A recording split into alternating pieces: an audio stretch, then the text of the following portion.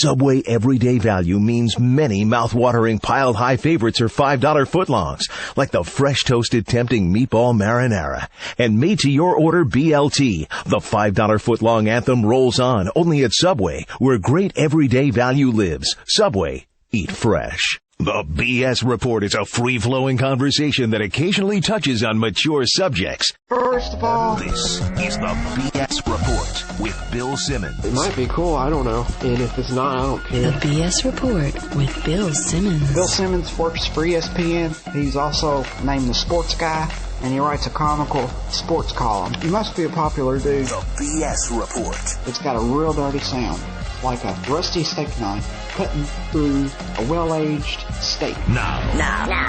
Here's Bill Simmons.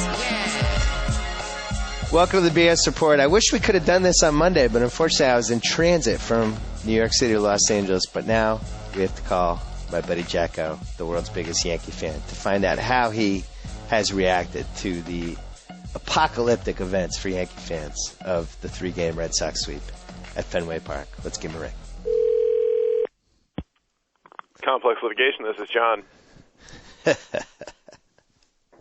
I'm not even giving it to you. No. No. It's good. Thanks. I appreciate that. You know what? Actually, I think I do have one in me. Oh, Johnny! Oh, Johnny, indeed. Oh, Johnny, indeed. What do you do with those, Johnny? Whew, it's a rough one, I'll tell you. Como se dice? Nothing good, my friend. Nothing good. How you feeling? Awful. You know what was a silver lining for you? What's that? I had to fly back from New York City yesterday and couldn't call you yesterday when you were probably more distraught. Yeah, it's given me 24 hours to calm down, although they lost again last night, so I can't really say that I was much soothed, that's for sure.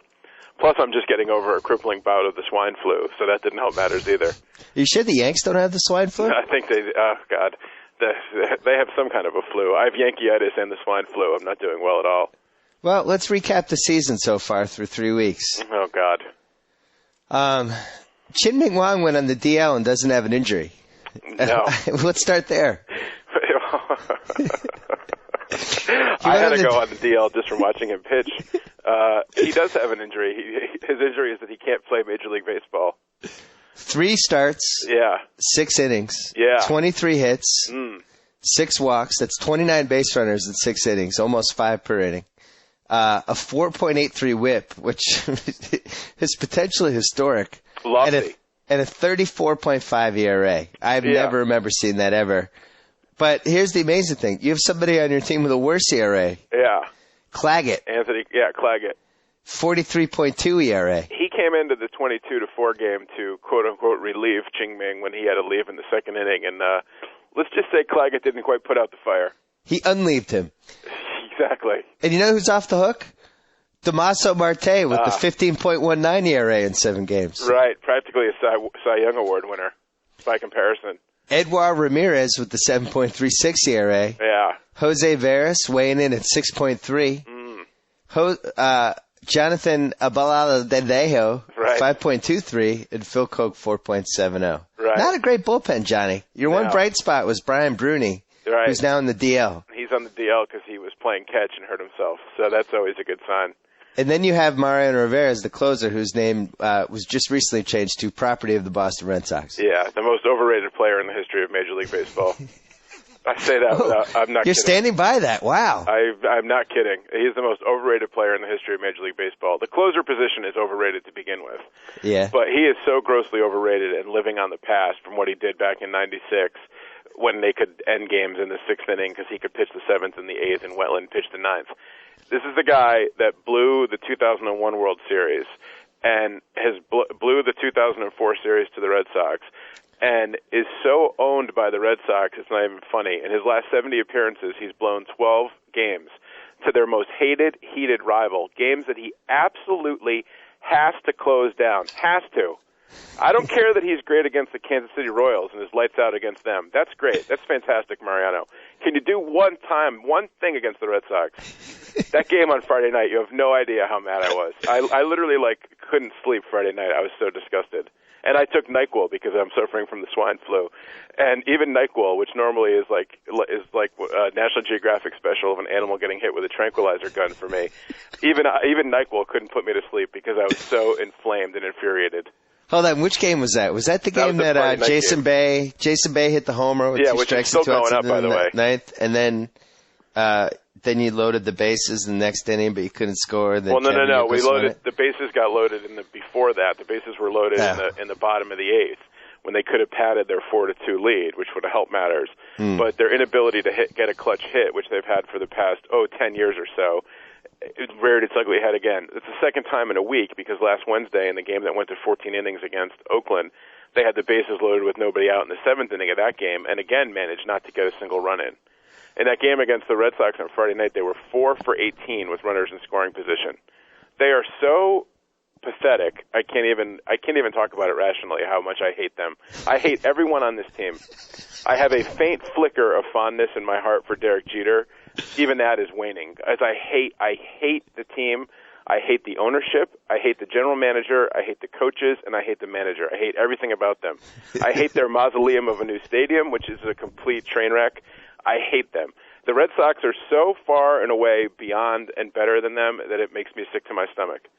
Is this a reverse jinx podcast? No, there's not. This is exactly how. I'm not trying to pull any reverse jinx. Had you called me on Friday, I had a whole big thing planned about how I was happy the Yankees won that 14-inning game because now when they get swept by the Red Sox, at least they'll be 500. But in my heart, I really didn't mean that. Well, it turns out that exactly was the case. Not just swept, but humiliated. Humiliated and embarrassed. They left town with their tail between their legs, and they don't seem to care. Yeah. Well, then Jeter is the captain. I mean, I like Derek Jeter, who's always been a great Yankee, but he's not. He shouldn't be the captain because his biggest concern is what supermodel he's going to bang after the game instead of doing anything in the locker room to fire anybody up or have anybody play like a Major League Baseball player. Yeah. Yeah, that's a problem. They signed A.J. Burnett for $80 million, and he can't hold a 6-0 lead.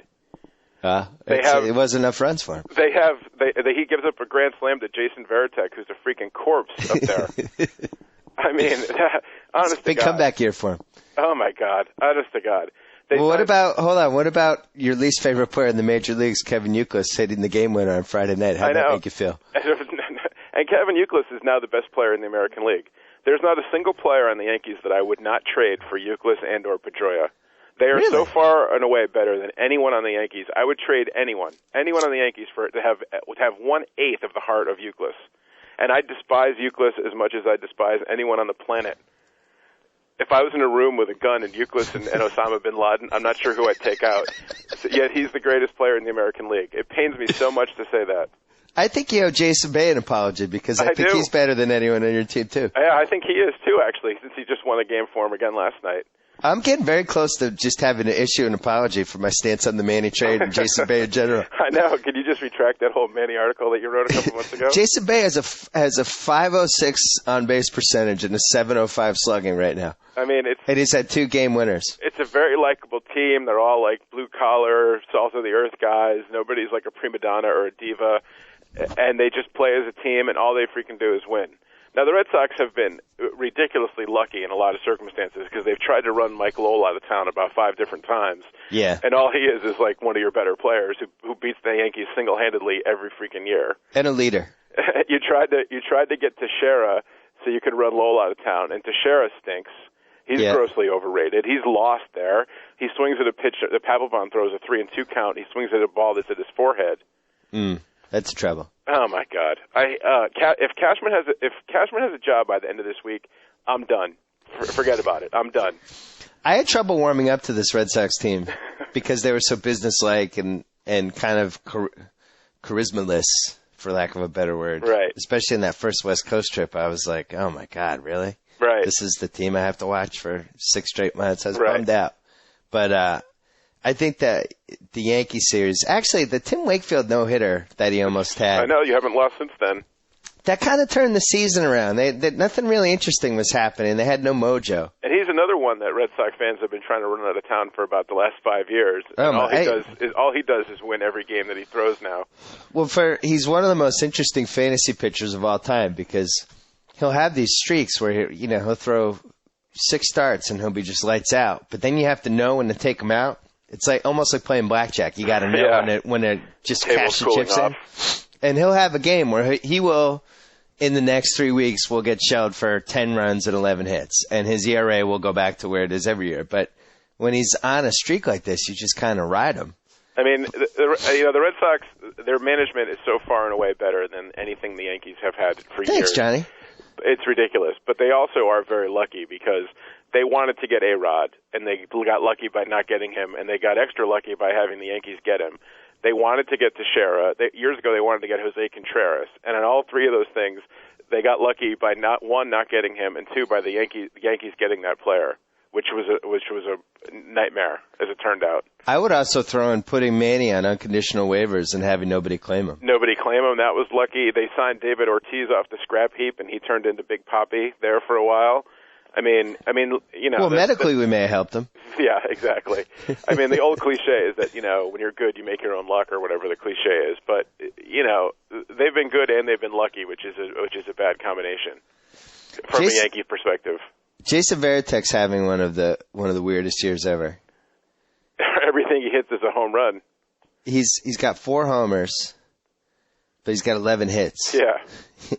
He's hitting .216, but he's got a .510 slugging. Yeah, exactly. Yeah, it's a little weird. Whereas Ortiz, who we're now almost a month in, has the .629 OPS and no homers. No homers, right. It's trouble. I'm not going to lie, Johnny. Watching him choke up for the 92-mile-an-hour fastball and try to time it, it's a concern. Yeah, legitimately. But, I mean, why do you need him? You're 13-6. You've won 11 games in a row. What's going to be interesting is when they finally have to move him down the lineup. I remember when Jim Rice reached that point, and it's like, come on, it's Jim Ed. You can't move Jim Ed down the lineup. But at some point, you got to just, you just have to. And he's almost there. He's like, this goes on for another 10 days, I think he's got to move down to like the 7th spot. Your team just treated the Yankees like Red and the sisters treated Andy Dufresne in Shawshank. And right. And your biggest complaint is that, geez, it'd be sad we have to move Ortiz further down in the lineup. Well, I got some breaking news for you, Johnny. Oh yeah. I think you root for an 85-win team. I don't know if you're the main competition. I feel like we should sweep you in a home series. No offense. Just be honest. You know what? The Yankees need to be blown up. They need to blow up the whole thing. They need to start from scratch. They need to just, bring up some clowns from the minors. For a couple of years, they're going to be awful. And maybe something happened in 2004 where the world turned upside down. I hope to God it's not the rest of my life before they win a World Series again, but it may well be at the pace the two teams are going, the two directions they're going in. Yeah. It may well be the rest of my life. It may be 86 years again. I don't have 86 more years in me. So it may be the rest of my life before the Yankees ever win again. That's a distinct possibility. Well, I got to say, for this season, the Red Sox are so built for the long haul because of their bullpen, and you got Smoltz in reserve. I know. Well, we not just Smoltz, but Tozawa, the Japanese rookie that they have, right? Daniel Bard, Buchholz. It's just insane depth. Whereas these other teams are already running out of pitchers, and it's not even May yet. And then you look at the standings. Toronto's 14-7, but their pitching staff, I just don't see how they hold up with the pitchers that they have. They don't have a single starter other than Halladay that you're even afraid of. And then Detroit's 11-8, KC's 10-9, Seattle's 12-7. Everybody's kind of near the middle. You might see the Red Sox. They might be the only team that even has like 95 win potential. Yeah, in the American League, and they have 100 win potential. But yeah. It's going to be interesting to see how it plays out. They might just be able to be on cruise control and rest everybody in August and September if it goes like this. Yeah. I don't want to jinx it, but warm up the duck boats for the parade. Well, I think the National League's better this year than it has been I'm telling you. Past. Warm up the duck boats. It's over. I don't know. We still the top 3 hitters are still hitting way above where they're going to end up, which is a concern. I don't know. We'll see. Well, what's the record for consecutive wins? Just I know, yeah, really. It's in danger, I'll tell you that. We have to go back to the Giants. That was it 26, John McGraw's New York Giants? Oh, yeah, what did they win in a row? What's the number? I think 26. There you go. Almost halfway there, Johnny. Yeah, absolutely. Well, I would argue that tonight is the single biggest game of the Yankee season. Oh, I agree. And we're taping this on a Tuesday. We're taping this on Tuesday morning West Coast time. Right. Right. It should be up by the end of the day on Tuesday. But young Phil Hughes. Yeah. Once upon a time untouchable. Would not even be considered in the Johan Santana trade. No, couldn't part with him. My God. He's been lights out in AAA. Had a really good spring training. Mm-hmm. Came up to replace Chin-Ming Wang, who's apparently been exiled. Right. And he's going against the Tigers lineup that he should do pretty well against, I'm thinking.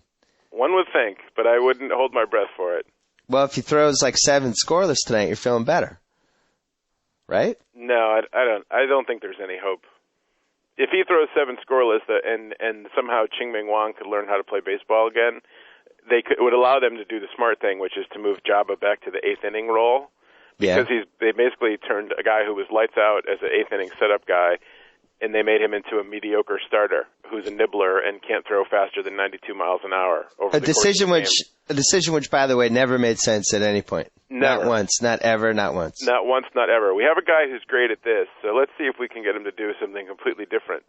Makes no sense whatsoever. And they had to do it because the previously untouchable Phil Hughes and the previously untouchable Ian Kennedy turned out to be lousy.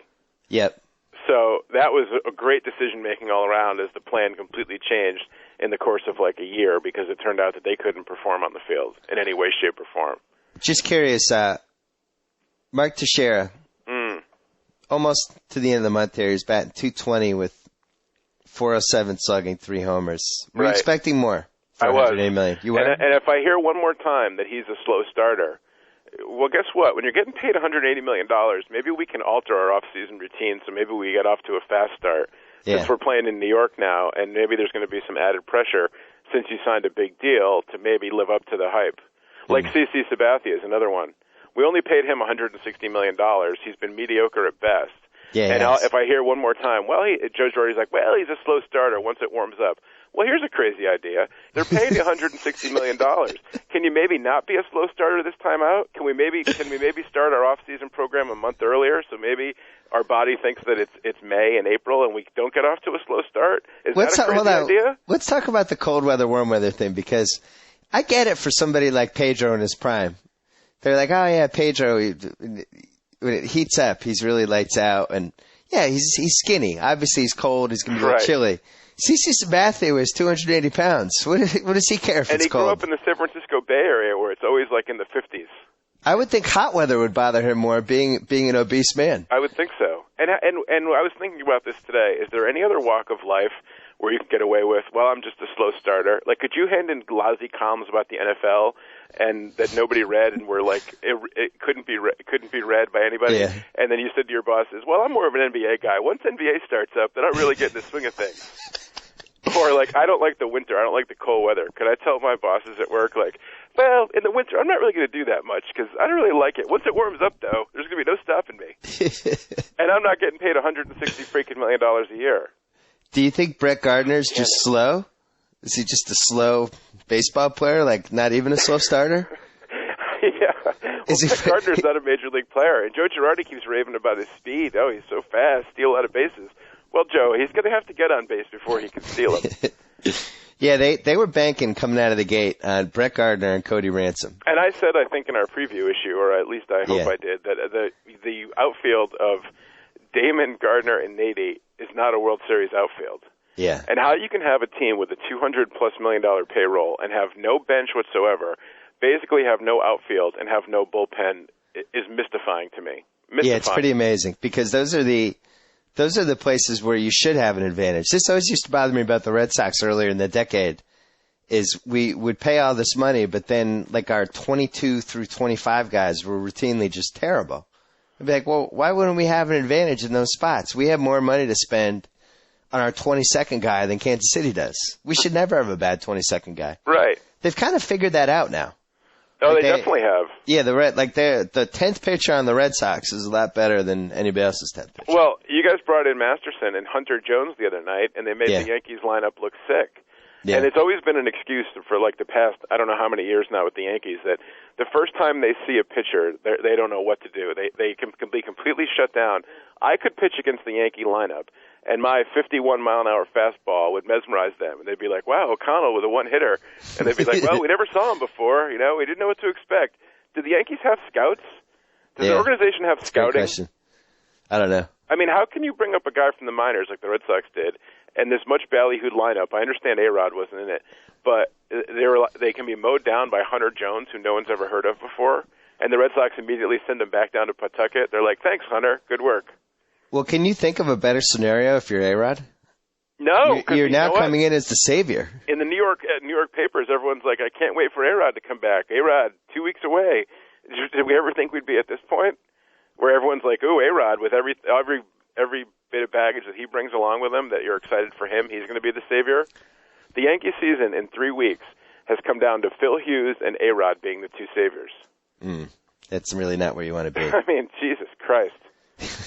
Well, I look at A-Rod, and I look at how his comeback seems to be scheduled for what? The third.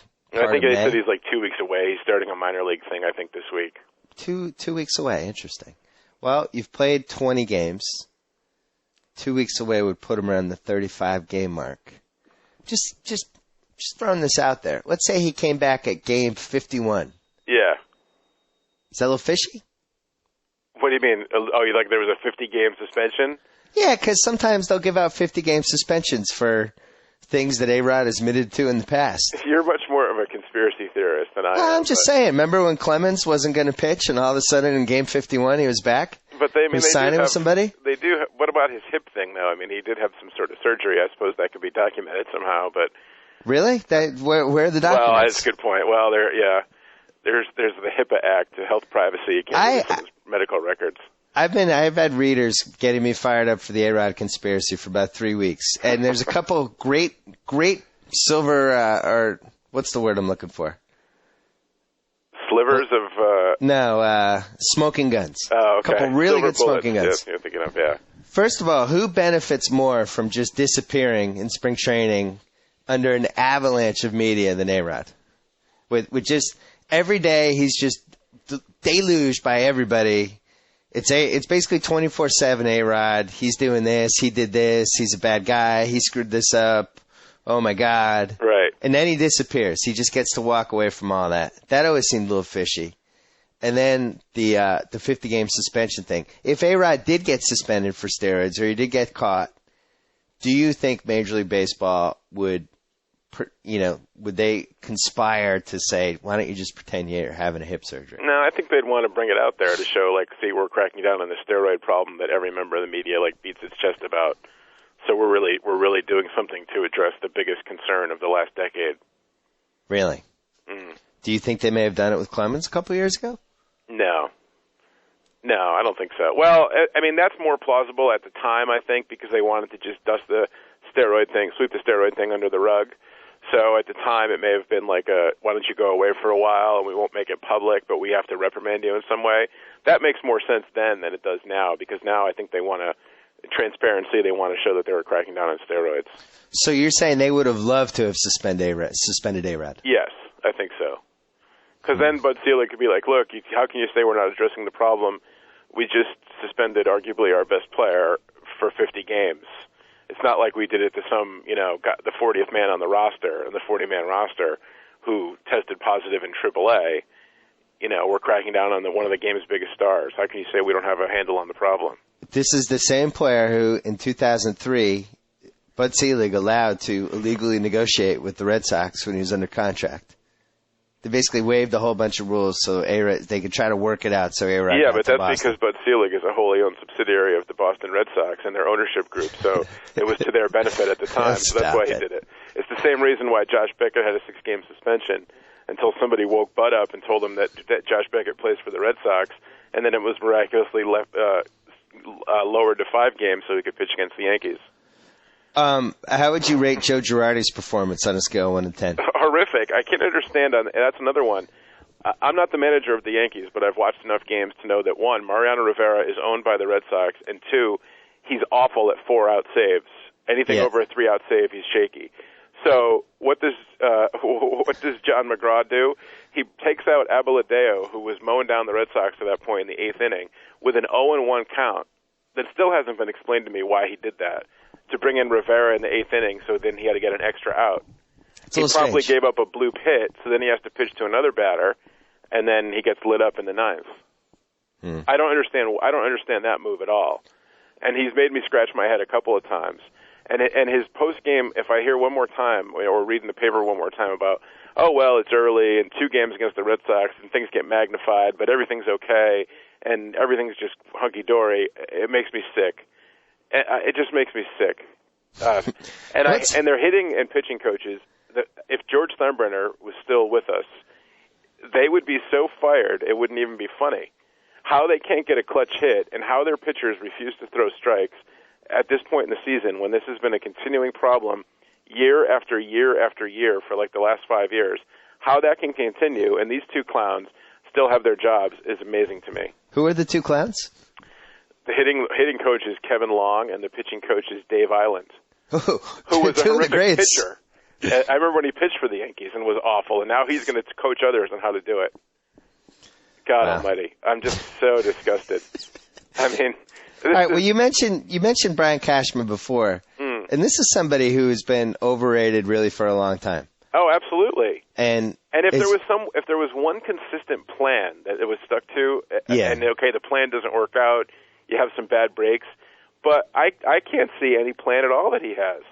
Well, and on top of that, it's somebody that has an awesome relationship with really every relevant baseball writer. Yeah, absolutely. And a lot of the TV guys, too, and has shown a really good, other than this year with the Teixeira thing, which was the first time it seemed like he kind of double-crossed some of the other guys on info, has really shown he'll take care of these guys. And, I just think when GM, you look at the way Belichick has been handled by the media, who doesn't care and just looks down on the media, and they cover him appropriately for that. Not appropriately, but, I think that does affect how they cover him. And I would say the opposite for Cashman and people like that, if you're always available and you're always sneaking stuff to these guys, I think they cover up some stuff. And if your track record is, given his position where the Yankees literally have an unlimited payroll, there's no player that's beyond their means to go get. And you would think they would have some leverage to do some trades with other teams just for, we'll eat a lot of salary in return. There's things you could do. Given the resources at his disposal, he's done a horrific job. Yeah, like for instance, Juan Cruz. I forget, how did Juan Cruz, the Royals guy, their setup guy. I forget how they got him. I don't know if they signed him or traded him. Did they? I'm not sure. I'm looking it up right now. I can't remember. But that's the type of guy that you have this reliever who's obviously good. Or say even Ramon Ramirez, the guy the Red Sox got from Kansas City in the Coco trade who's been lights out. Yeah. So you say to the Royals, we'll take Ramon Ramirez and we'll also eat the second year of Jose Guillen's contract. Exactly. And you take this. And now you have this champion setup guy. Exactly. That's what I don't understand. That's how they should be spending their money instead of just throwing out these giant contracts. And last year they went out and made a trade for Damaso Marte, which I was in favor of. They needed a lefty. He supposedly was a good lefty. He comes to New York and he's terrible. He was awful the second half of last year after they made that trade. So they promptly re-signed him to I think a 3-year contract. Now he was awful in New York. Now maybe it was that he was so good in Pittsburgh because he never faced any pressure. Because the minute the season starts, they're 25 games out of first place. And maybe in New York he's not made for it. So maybe we can talk to Damaso's agent and say, how about if we give him an incentive-laden, 1-year contract with an option? And let's see what Damaso can do before we lock down Damaso for 3 years. I have a hire for you that I think you could make that would get everybody fired up. Okay. And if he's working for somebody, I apologize. Why wouldn't they just pay Greg Maddux $11 million a year to be the pitching coach? Greg Maddux? Yeah, just say, hey, Greg, here's $11 million. Yeah, but I don't know. Help everybody we have. You're supposedly the smartest guy to have in the bullpen and in the dugout of anybody who's ever pitched. Here's $11 million to help us out this year. Why wouldn't they do that? Well, I don't know. He's a guy that's never done it before. I wish there was somebody like... Everybody who's ever played with him has said, thank God for Greg Maddux and John Smoltz. These 2 guys have made me a million times better. And look, I've never been a major league player, so in reality, I don't really know how much difference a pitching coach makes. But I have to blame their inability to pitch in New York on somebody, so it might as well be the pitching coach. They had Ron Guidry as the pitching coach, who was he was halfway decent. At least he was Ron Guidry. He was the Gator. He was a Yankee, Yeah.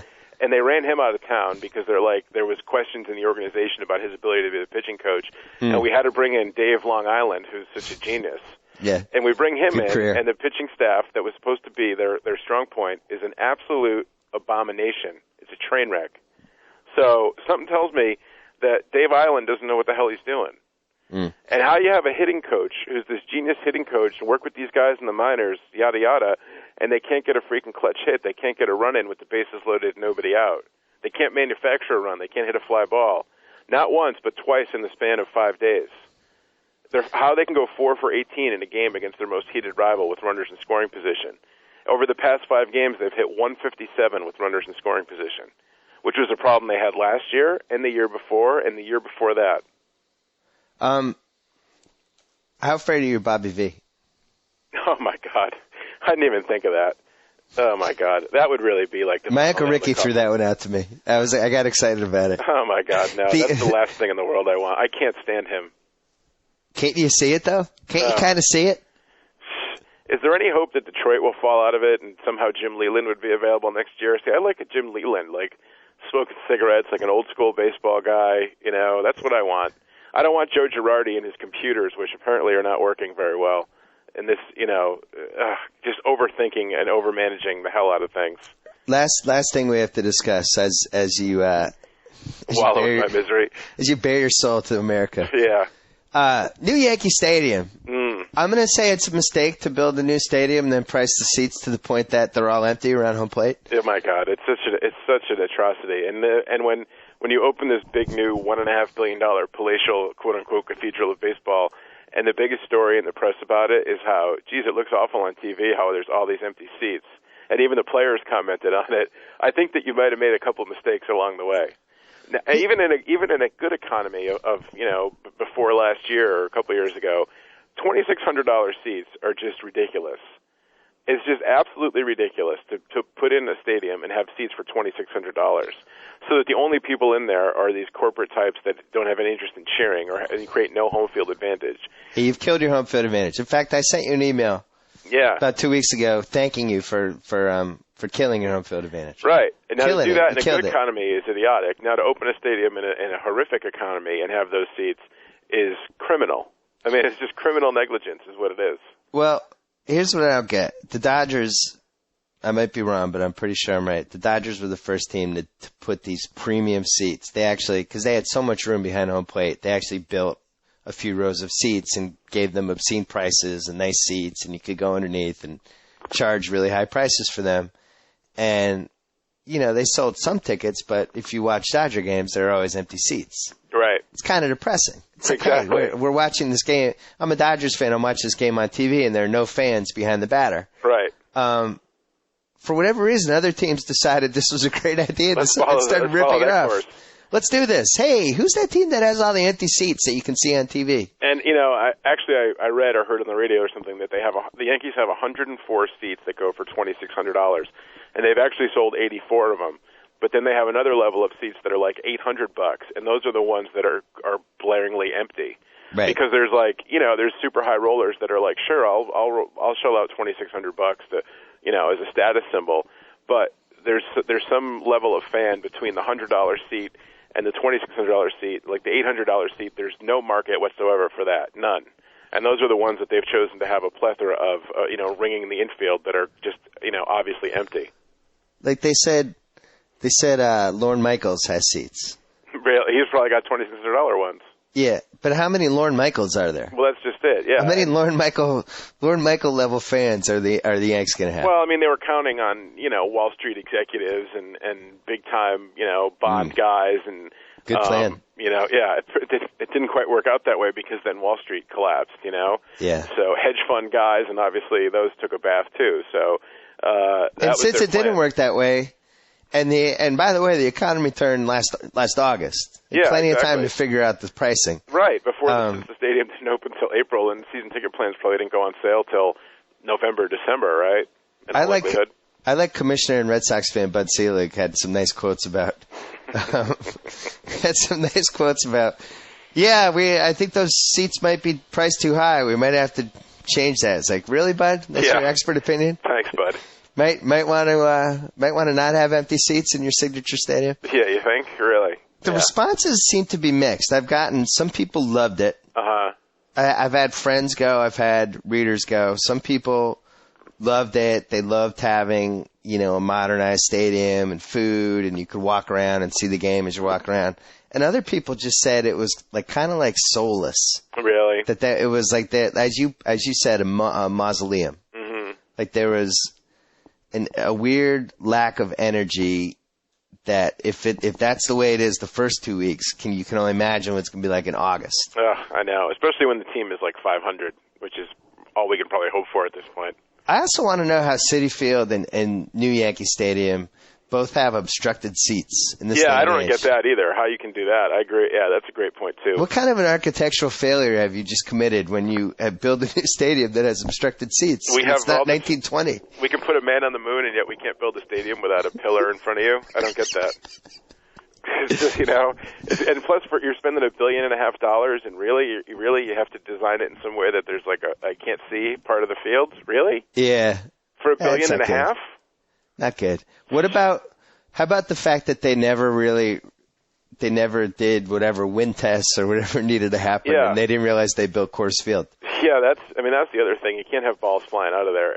Everything hit the right field is a home run. Yep. You just can't design. Again, for $1.5 billion, I would think that there'd be some engineering studies or some sort of scientists would be hired to look into that and say, it's going to basically play the same way as the old one, right? Right? Anyone? Any thoughts? Well, here's your biggest stretch of the season coming up. Oh, good. You got 3 at Detroit. Yeah. 0 for 1. You have, you already lost. Right. And then you have Hughes versus Edwin Jackson, who's been surprisingly decent. Sure. Actually, not surprising because we drafted him in my fantasy league.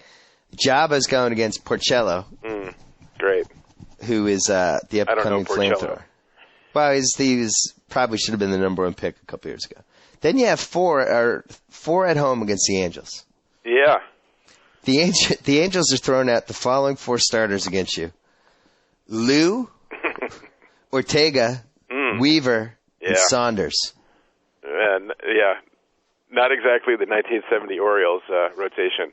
Then you have 2 against Boston. Yeah. And then 2 against Tampa. Right.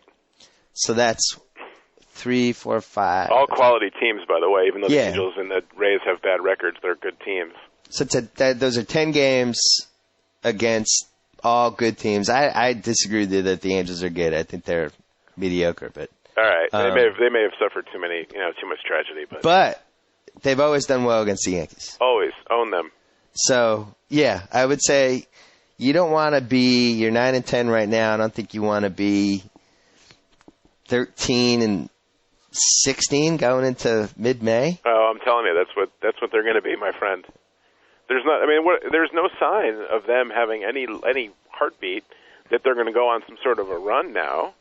Right. There's just their bullpen is horrific. Johnny Damon is hurt now. Bruni was the one bright spot in their bullpen. He's on the DL for a month. So where are the positive signs out there? Phil Hughes, God knows they have this guy Mark Mellenstone. Everyone's all excited about because he pitched 2 good meaningless innings against the Red Sox the other night. He's the great hope of the future. I've heard that song before, so I'll believe that when I see it consistently. It'll all get better when Bobby V takes over. You'll feel so much better. Don't even joke about. Don't even. Guy's been to a World Series, Johnny. Don't even joke about that. Could change the climate. He's won in Japan. And if Bobby V is the manager, you're going to call me up and say, "Oh, Johnny," and I'm just going to be sobbing on the phone. You're going to hear my racking sobs. We could be there. Give me a scale 1 to 10 this week. How worried you are? 150. 150. So we'll call that a 10. This is the second time that you've done this, and I think the first week I was like a 1 or 1.5. I've gone from 1 to 1.5 to 150 in like 2 weeks. Oh my God! This Red Sox series, that game Friday, and the only game I saw was Friday night. That just took so much out of me. You didn't see the steal of home on Sunday? No, I couldn't bring my Saturday night. My wife and I went out for the night, so I could with a bunch of people, And so I didn't watch any of the game, but I knew there was a 6-0 lead, and then I was with some Red Sox fan friends, so we were monitoring the game on my BlackBerry, much to my chagrin. 16-11, I was just... Well, I'm furious because I was supposed to go to Boston last week, and I ended up staying in New York, but I was going to go to Boston for Game 5 of the Bruins-Canadian series. The Bruins freaking sweep. I mean, right. I'm so excited. It's fantastic. We swept the Canadians. That trumps everything. But I could have been at Game 5, and it just got cruelly yanked away. And then the next night I was going to be there for Yankees Red Sox, and I could have seen somebody steal home, which was really on my bucket list of things to see in person. To see somebody steal home in a Major League Baseball game. We went to a game where we saw an inside the park home run where the guy got knocked out by the throw at home plate. Remember that one? I do remember that. Mark McLemore, I think. Mark Mclemore. I'll never top that, but seeing Jacoby Ellsbury steal home in a Yankees Red Sox game would have come damn close. I didn't get to see it, so that was the one downer on me for me. But other than that, all right, Johnny. Friday night's game just ruined me. Just absolutely ruined me because I was all along I thought they were going to win that game, and they had the lead, and Mariano it just shattered me. It really did. Well, Johnny, I'd tell you to hang in there, but I wouldn't mean it. No, and it wouldn't matter anyway. We'll talk to you next week. All righty. Okay, bye-bye. Later. So I get to sign off. Whoa! Thank you for downloading the B.S. Report with Bill Simmons. Too much fun. Check out more podcasts at the iTunes Music Store or at Pod Center at ESPNRadio.com. Peace out. You laughed, you cried, you turned up the sound repeatedly, and now it's all over. This concludes another installment of the B.S. Report. And with all the talk about sports, Bill Simmons neglected to mention this important just breaking news. We interrupt this program to bring you a special news bulletin.